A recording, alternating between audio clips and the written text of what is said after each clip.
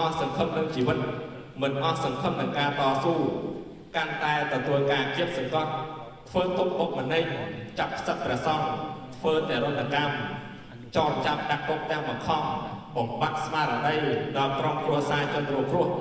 បញ្ហាប្រឈមឧបសគ្គគ្រប់សពបែបយ៉ាងទាំងអស់នេះ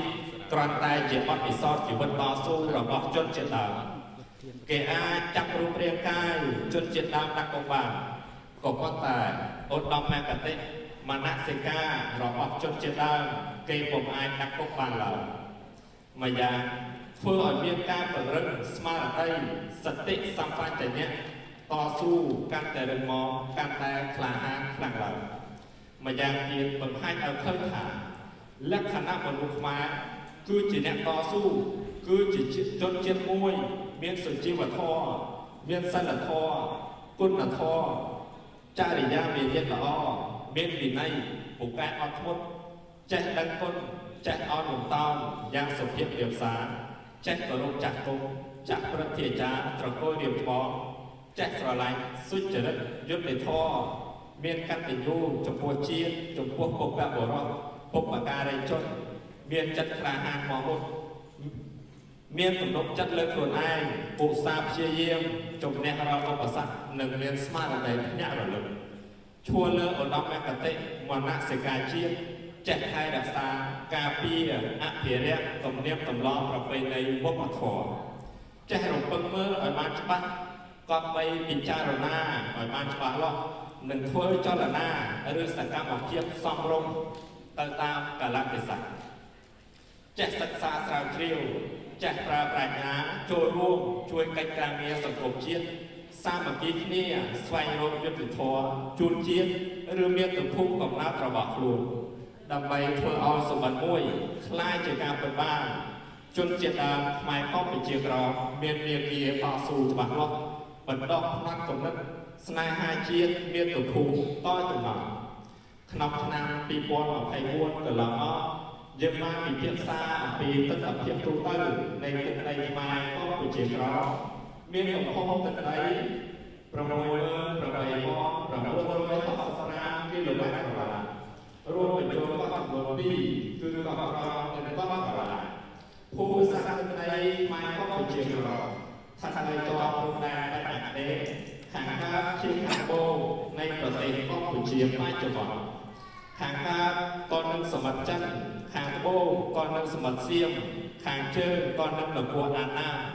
អាដិតគឺនគរចម្បាយោងតាមគេហទំព័រអង្គការប្រជាជាតិនិងប្រជាជនគ្មានតំណាងជនជាតិដើមខ្មែរកម្ពុជាក្រមមានចំនួន7លាននាក់ឈ្មោះទីក្រុងគឺព្រៃនគរការប្រើប្រាស់ភាសាគឺភាសាខ្មែរសាសនាគឺព្រះពុទ្ធសាសនាថេរវាទខ្ញុំសូមសរសើរមេដឹកនាំនិងជនជាតិដើមខ្មែរកម្ពុជាក្រមដែលធ្វើការតស៊ូទាំងផ្ទៃក្នុងនិងខាងក្រៅប្រទេសដែលមានចក្ខុវិស័យវែងឆ្ងាយនេះមួយមានការកំណត់គោលដៅច្បាស់លាស់នេះមួយនិងមានយុទ្ធសាស្ត្រឬយុទ្ធវិធីនិងធ្វើការប្រតិបត្តិយ៉ាងហ្មត់ចត់នេះមួយប្រទេសឬរដ្ឋមួយតែងតែមានរដ្ឋធម្មនុញ្ញជាច្បាប់កម្ពុជារបស់ប្រទេសយ៉ាងណាវិញសណ្ដាប់ធ្នាប់ពិភពលោកមួយក៏មានធម្មនុញ្ញអង្គការសហប្រជាជាតិផងដែរហើយគ្រប់ប្រទេសទាំងអស់នៅលើសកលលោកតែងតែមានកាតព្វកិច្ចគោរពតាមធម្មនុញ្ញអង្គការសហប្រជាជាតិបរទេសជិតខាងនិងមហាប្រទេសដែលមានចម្ងាយពីទ្វីបមួយឆ្លងទៅទ្វីបមួយក៏ចាប់បានទឹកដីមហានគរយើងដែរគេមកបង្កើតប្រទេសលើទឹកដីយើងគេមានសមត្ថភាពដឹកនាំនិងប្រព័ន្ធដឹកនាំរដ្ឋច្បាស់លាស់ហើយជាពិសេសពួកគេស្វែងរកនូវភាពស្របច្បាប់ក្នុងប្រព័ន្ធនយោបាយពិភពលោកបរទេសជិតខាងគេដើរឧបាយលំហូរជាតិសាសន៍របស់ពួកគេចូលមកនៅលើទឹកដីកំណត់របស់យើងពីមួយចំណត់ទៅមួយចំណត់ពួកគេបង្កើតប្រទេសនៅលើទឹកដីរបស់យើងបានតើហេតុអ្វីយើងជាជនជាតិដើមម្ចាស់ទឹកដី